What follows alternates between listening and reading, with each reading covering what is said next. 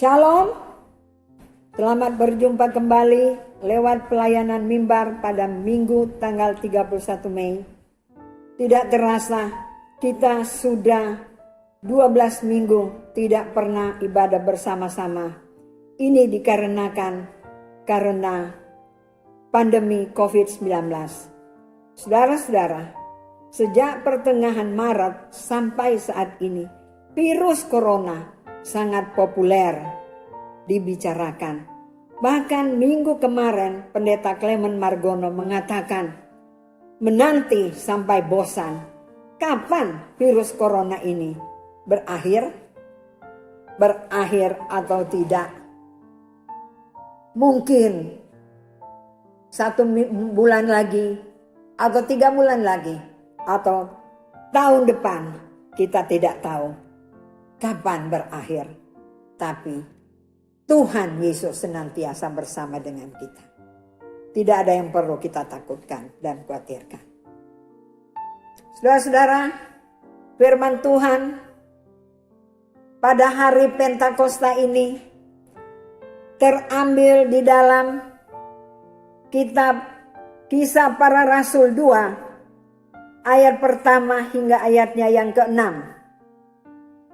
Saya akan bacakan. Pentakosta. Ketika tiba hari Pentakosta, semua orang percaya berkumpul di satu tempat.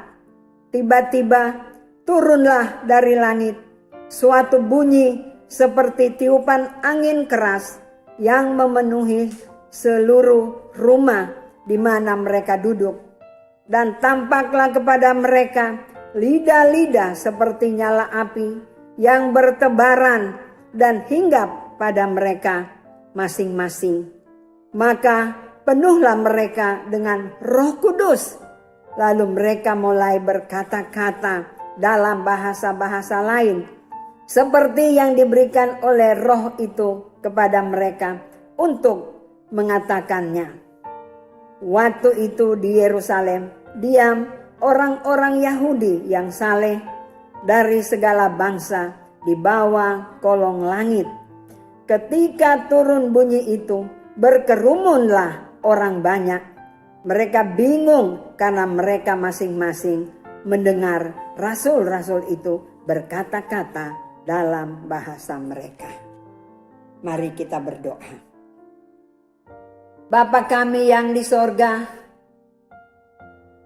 pada pagi yang indah ini ya Bapa, kami anak-anak-Mu datang menghampiri tahta anugerah-Mu. Kami percaya walaupun situasi saat ini Tuhan, dengan wabah virus corona, sehingga kami tidak bisa beribadah bersama-sama. Tapi kami percaya Tuhan hadir bersama-sama dengan jemaat-Mu, walaupun di rumah masing-masing. Tapi Tuhan tetap berkarya. Oleh sebab itu Bapa, di hari Pentakosta ini, kami rindu Tuhan melawat kami melalui kebenaran firman-Mu. Terima kasih banyak Bapa. Sembunyikan hamba-Mu di belakang salib-Mu. Biarlah Engkau yang berkata-kata. Di dalam nama Yesus, sumber firman yang hidup, kami persembahkan doa ini. Haleluya. Amin. Tema firman Tuhan di hari Pentakosta ini, Roh Kudus memberi kuasa untuk bersaksi bagi Kristus. Saya ulangi. Roh Kudus memberi kuasa untuk bersaksi bagi Kristus.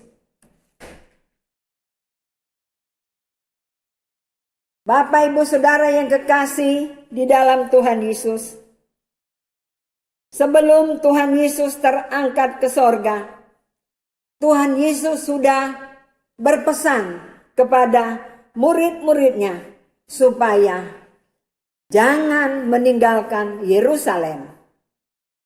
Kamu harus at home di Yerusalem. untuk menantikan janji Bapa. Dan murid-murid taat, mereka langsung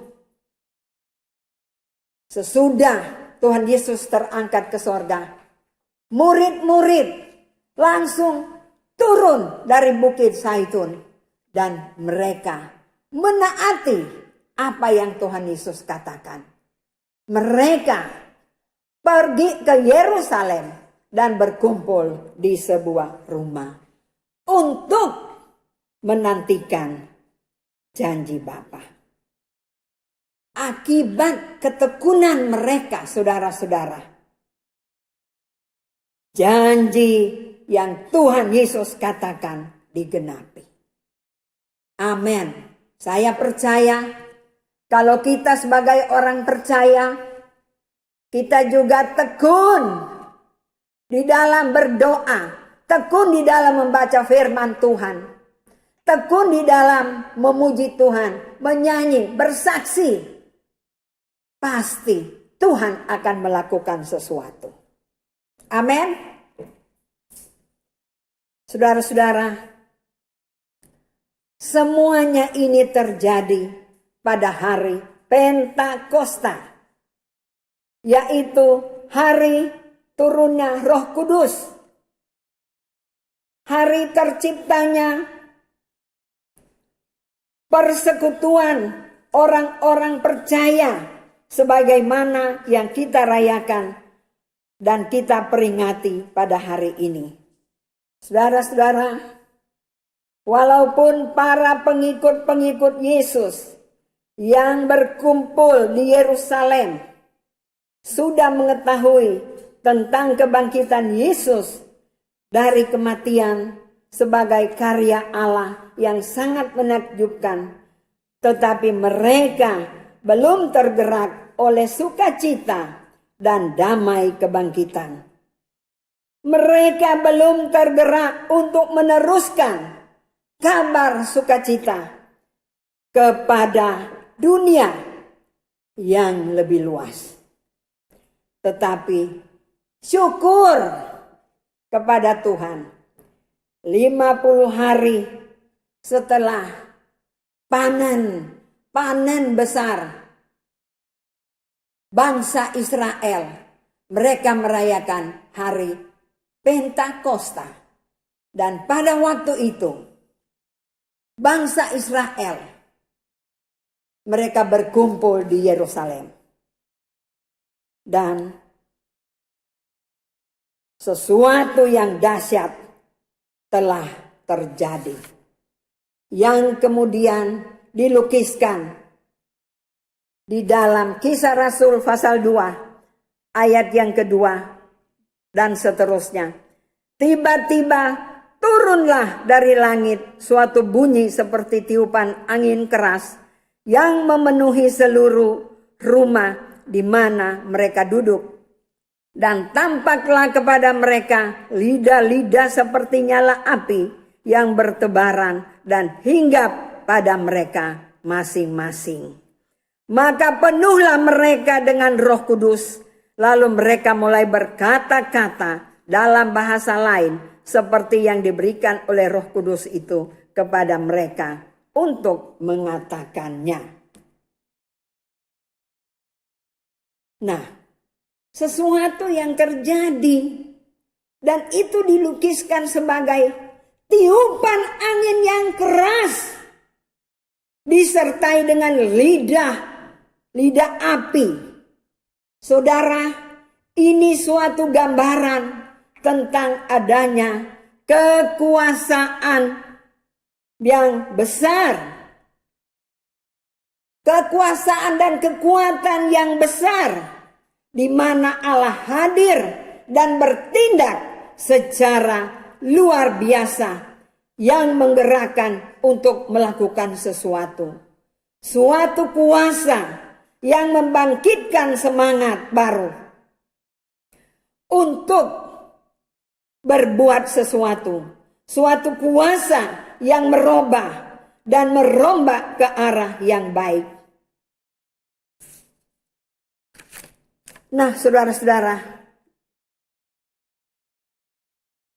sekalian, apa yang dilakukan oleh Roh Kudus?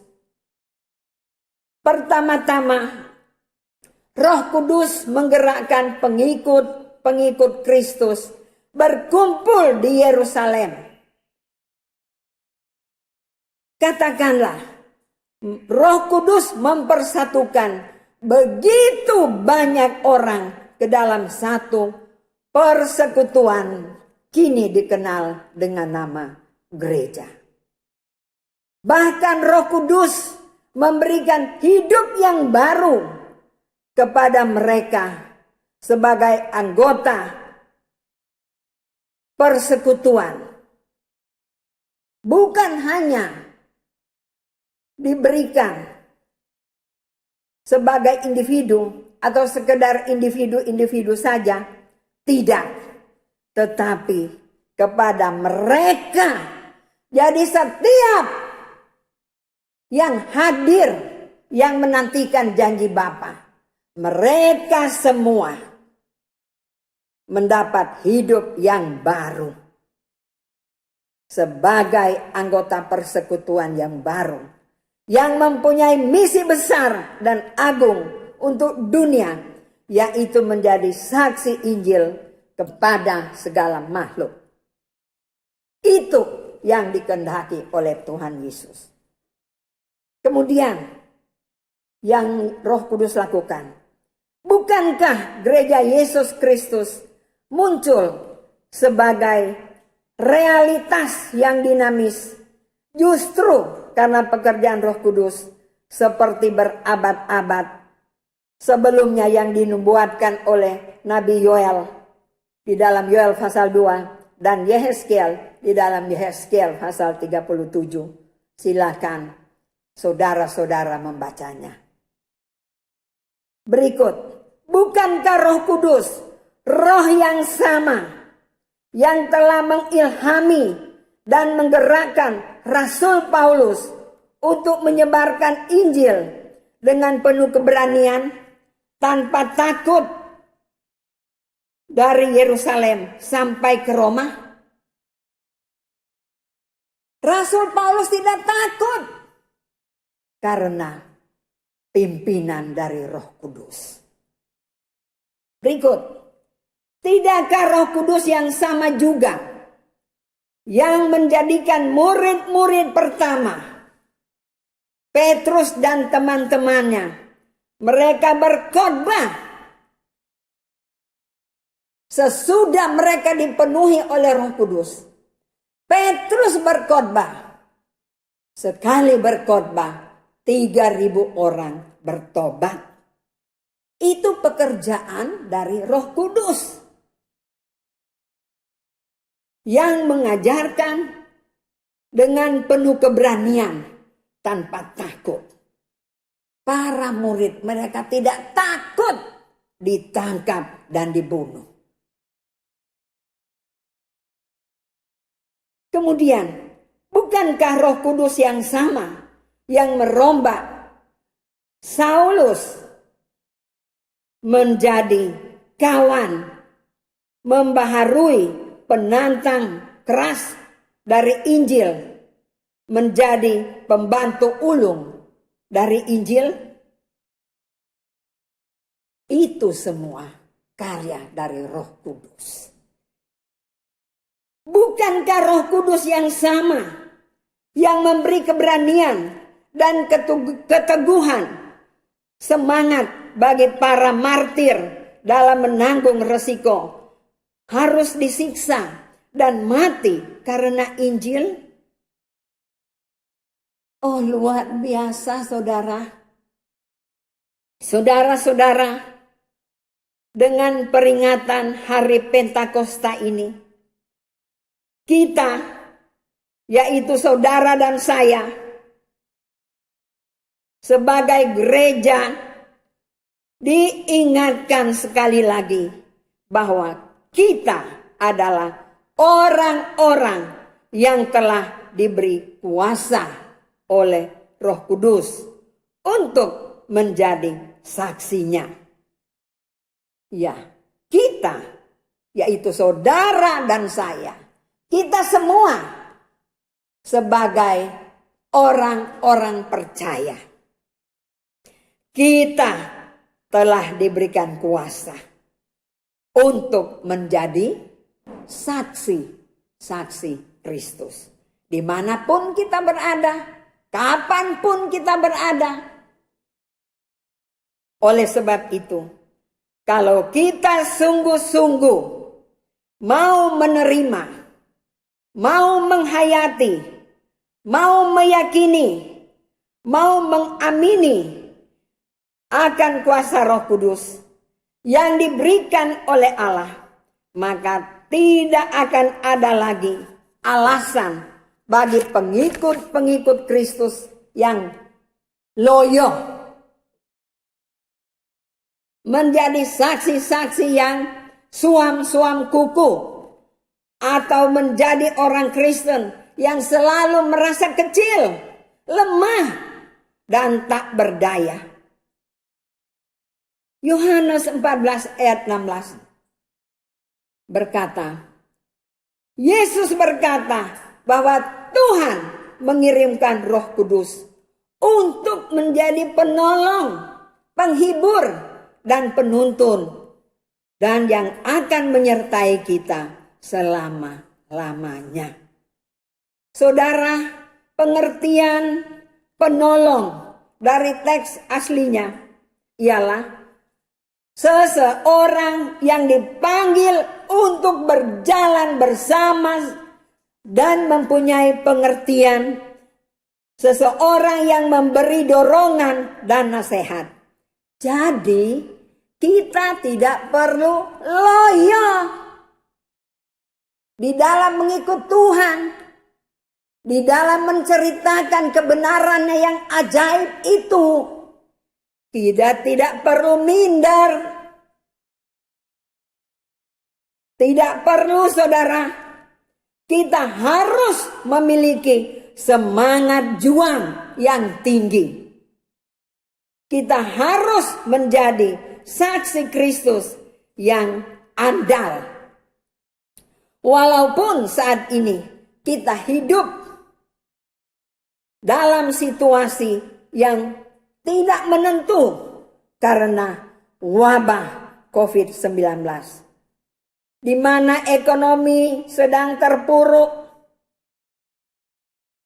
hidup di tengah-tengah ancaman kehancuran ekonomi global.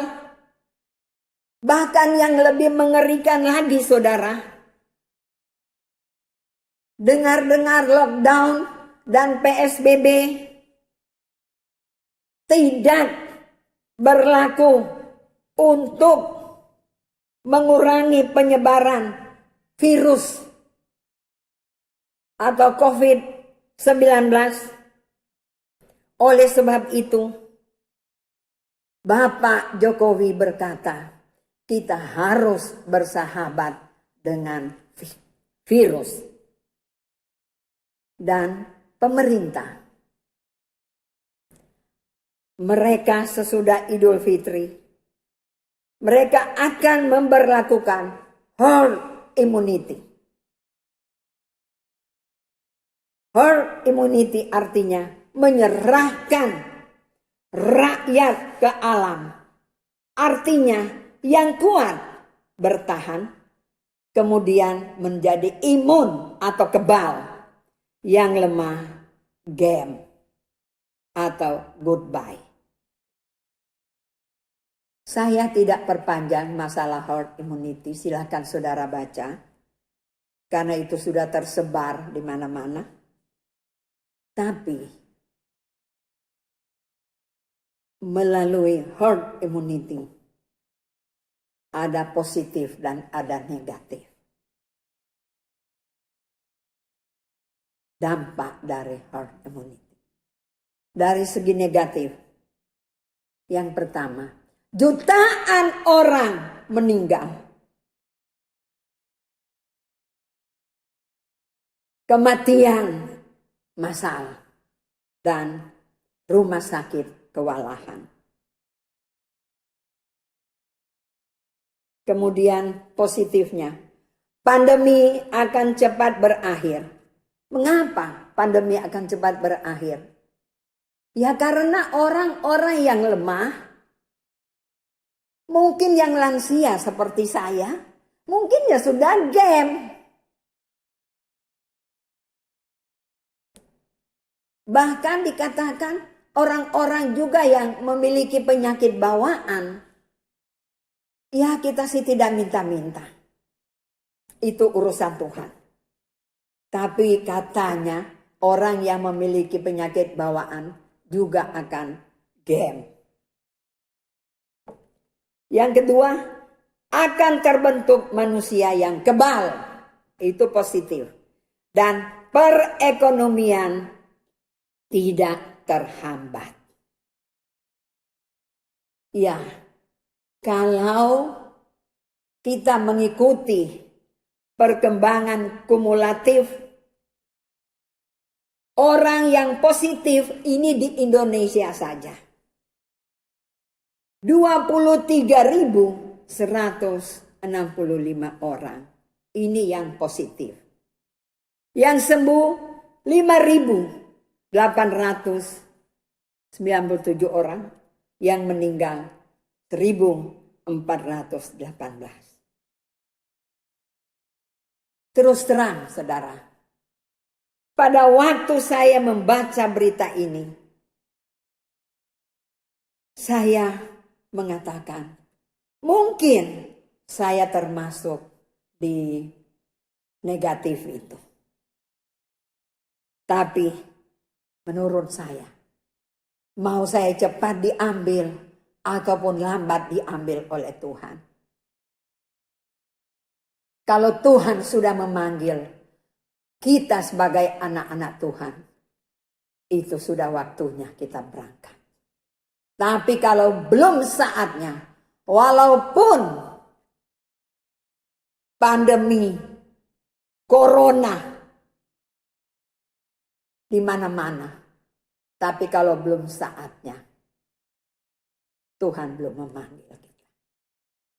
Itu menurut kesaksian daripada anak-anak Tuhan yang sudah disembuhkan. Mereka bersaksi, pada waktu saya di ruang isolasi, saya sudah serahkan istri saya, Tuhan, istri saya sedang hamil. Dan anak-anak saya masih kecil, 4 tahun dan 2 tahun. Tuhan, saya tahu kalau Tuhan sudah mau memanggil saya, mereka tidak akan terlantar. Jawab Tuhan seperti ini. Walaupun kamu kena corona, kalau kamu belum saatnya untuk saya panggil, kamu tidak akan meninggalkan dunia ini. Dan itu terjadi. Oleh sebab itu saudara, selagi masih ada kesempatan, selagi Tuhan masih memberikan nafas hidup bagi saya, juga bagi saudara dan saya sebagai anak-anak Tuhan, mari kita harus bangkit supaya kuasa Roh Kudus akan bekerja melalui pribadi orang-orang yang taat. Saudara-saudara, kita telah diberi kuasa Roh Kudus. Suatu penegasan, peringatan bahwa kuasa yang dimaksud bukan kuasa supaya kita bisa menguasai orang atau menjadikan seseorang untuk sok berkuasa, tidak. Tapi yang dimaksud kuasa di sini adalah daya, yaitu kekuatan dari dalam yang melahirkan dinamika, menumbuhkan gerak untuk melakukan sesuatu, yaitu gerakan untuk menjadi saksi-saksi Tuhan di mana saja dan kapan saja, walaupun ada wabah corona. Justru di saat-saat seperti itu kita harus menyaksikan kebesaran Tuhan.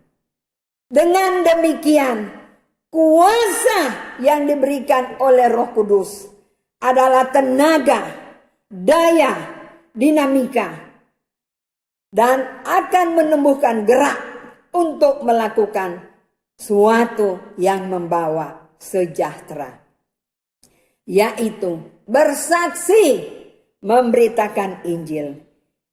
Itu berarti tugas kesaksian kita adalah tugas pelayanan yang mendatangkan kesejahteraan bagi yang belum memiliki sejahtera. Membawa kebenaran dan keadilan di tengah-tengah kepalsuan dan ketidakadilan. Sebagai gereja, kita harus menyadari bahwa kita sudah begitu terbiasa dengan kekristenan yang telah kehilangan dinamika, gerak, dan daya kekuatan baru yang merupakan tanda kehadiran dan kuasa Roh Kudus yang tak hanya menyangkut struktur gereja kita, cara beribadah kita, pola kesaksian kita, tetapi yang paling utama ialah kebutuhan pembaharuan hati yang hanya dapat kita terima dari Roh Kudus.